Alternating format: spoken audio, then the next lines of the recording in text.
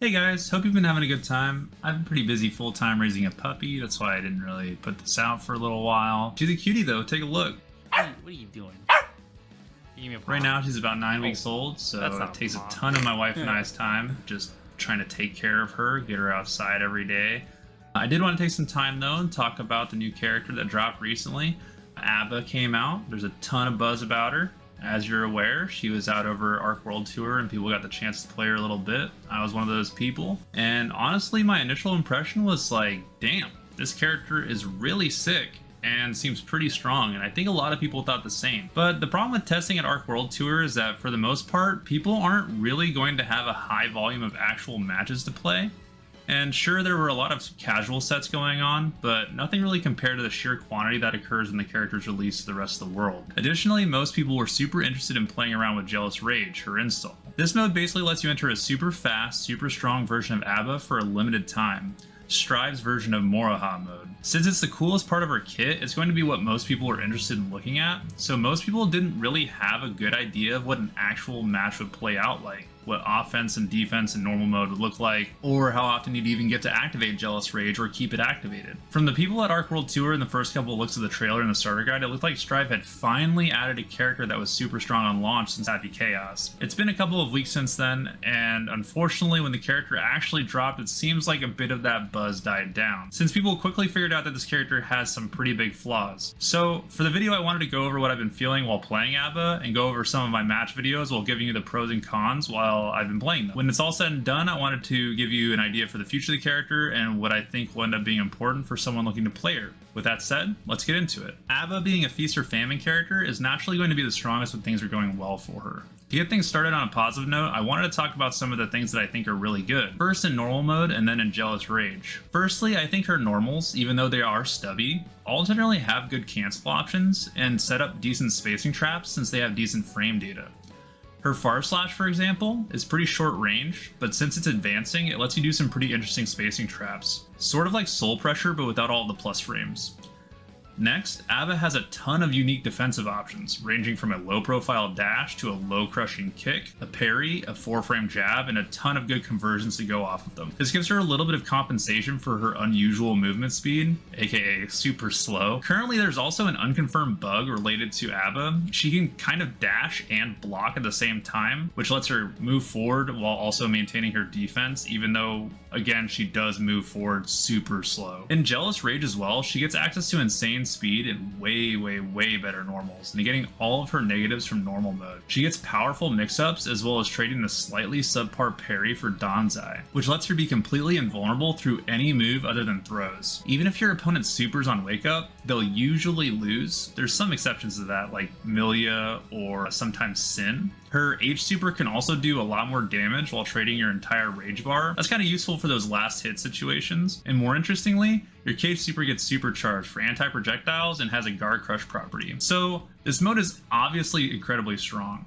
Most matches where you get into rage and push your advantage, your opponent won't stabilize, and it actually isn't too tough to keep up your rage and keep mixing your opponent. Once the routes are completely managed and people have a full grasp on what they're doing, people will definitely lose rage less often and break the wall by gaining their rage back with a normal mode super or by key grabbing. She also gets a ton of meter, whether that's from waddling forward or from using your special cancels. Since you're on defense a lot as A.B.A, this can often mean building up a bit of risk, which gives you even more meter. It's not uncommon that you get a straight poke into a Rekka series and that builds the meter for RC and fully wall breaks. This is super good for her because it means that defending feels rewarding even when you have to be on the receiving end of it quite often. She also has a ton of effective HP to take a few risks along with those unique defensive options, so when you are wrong, it's not the end of the world. You can just get back up and mash 2P to try again. Not to mention, it wouldn't be a rage mode without huge damage. This character can pump damage and wall breaks from almost any point on the screen, and as the routes get solidified every day, people are getting better and better at not only routing high damage, but also maintaining rage and going for mix while keeping positive bonus. The biggest plus side to A.B.A is that once you get the snowball started, you can basically consider a round all but won. Unfortunately, nothing comes without downsides. The cons in normal mode are pretty obvious. Just like the pros in Rage are obvious. You're slow as hell. Not only that, but your parry is not a great defensive option since it's not frame 1 and it has a ton of recovery. While you are invulnerable if they attack into it, unlike Anji in Season 1, your opponent is actually allowed to cancel their moves once they attack into their parry. This means that they could technically do anything they want if they've recognized they hit the parry, like jump canceling away. So not only does it have all the downsides of Season 1 Anji spin, it also has the additional downside that you have no throw protection and your opponent can continue to act, effectively leaving you in a strike-throw mix-up on defense even if you guess correctly with the parry. When you parry moves at range as well, you're typically going to be minus, since your opponent will be recovered from the projectile they threw before you parry it, like Stun Edge. And since it has no anti-fireball properties like Flick, it's not really going to help you out with that either. This means that when dealing with zoners outside of Rage, you're essentially forced to simply walk at them or RPS with 236k or 214k, while waiting for Rage and K Super to give you a chance to get in. Combine this with the fact that most of her moves are generally stubby and that her only long range move in normal mode has huge recovery, and you'll generally be taking a lot of big reads to try to secure wins against zoners. Whether that's to your taste or not is going to be a really good question for yourself when considering to main A.B.A. On the topic of utilizing Rage for your one chance, something very important to recognize as A.B.A. is that you do not get Rage back passively. Unlike other meter characters in the game, the only methods for you to get Rage back are to hit people with the key or make them block those hits, the Rekka and key grab giving the most, hit them with the H super, parry moves, or exit Rage before you run out to regain half the spent Rage that you used. One of her biggest and most obvious cons in normal mode is this fact. Higher level players in many matchups will box you out, preventing you from entering Rage and chasing them down effectively while simultaneously not giving you good ways to parry and earn Rage normally. Rage, which lasts approximately 10 seconds at full gauge, also has some slight downsides even though it's extremely strong. First, unlike a character like Zato, your Rage meter still decreases and you stay in Rage mode when you're on defense. This means that sufficiently long block strings can manipulate your ability to stay in Rage mode. This is the biggest risk of activating it in neutral. Sometimes you'll activate Rage, run in, and not win the first interaction and be stuck on block or in a combo until it runs out. This also comes with a super unique problem. When A.B.A. exits Jealous Rage, it's very similar to Nago Ryuki exiting Blood Rage. The screen freezes and both players stop. However, A.B.A. actually has 10 frames of recovery afterwards, unlike Nago Ryuki who can act immediately. Additionally, like parry, you are not only left with no throw protection after those 10 frames, but also left forced standing. This means that if you get removed from Rage at an inopportune moment and your opponent is paying attention, they get access to the kinds of mix-ups you usually have to spend 50% of your meter to get blue RC for,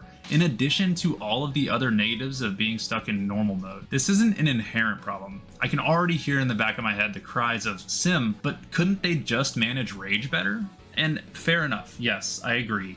I don't think that, it's an inherent problem, but I do think that it is an inherent volatility. As opposed to a character like Nago Ryuki, where usually mismanaging blood comes from taking one of too many special cancels, A.B.A. is forced to take risks by being in Rage to get in, because normal mode is inadequate by design. So being extra punished when you're wrong seems like a step too far for me. Maybe it should have some kind of blowback effect like Blood Pop does, so both players get sent back a bit from each other or something. This would reduce that ability to run ridiculous offense off the chain shifts. I'm not really sure how to fix it. At any rate, this is something that you'll have to be keenly aware of if you're playing A.B.A., that players will be able to manipulate your blood pop in order to run crazy offense on you. I will leave off with some secret plus sides though. I think that A.B.A. is definitely the type of character that will shine when people have had the opportunity to develop tons and tons of matchup knowledge. There are concepts that will only be implemented with sufficient time and energy, and also tons of repetition. Things like using 236k to go over Rensen or Anji Needle on reaction. A good example of this concept that will develop, in my opinion, are crazy ways to play around people that are trying to play defensively against Rage. To show an example of this, let's look at the K Super. If it trades with a button of yours, you can actually take an insane amount of damage because A.B.A. will recover from the animation. That super is a 7+7 startup, aka 7 frames before flash and then 7 frames of flash. This means that the super can be interrupted for 7 frames, and then after that, the projectile will come out. So let's imagine a situation where your opponent activates Rage mode and then doesn't hit you with the initial mix-up. Dang. Now you run your offense, but they know where all of your 7-frame gaps are. This is what might happen to you. I think this is a sort of thing in A.B.A.'s game plan that I think will develop over time. Intricacies that have super strong uses, but will only become apparent over time as players not only learn them, but are also consistently able to implement them into their games. That's not the sort of stuff that you see in the first few weeks, but the potential definitely is there. So what kind of player is going to be suited for playing A.B.A. then?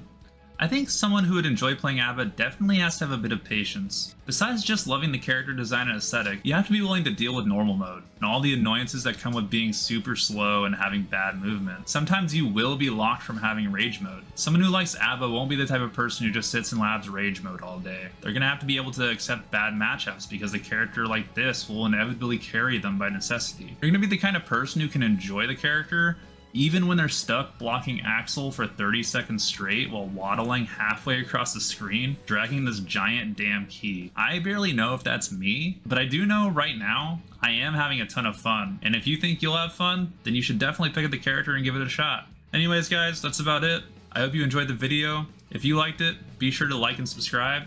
Have a great day.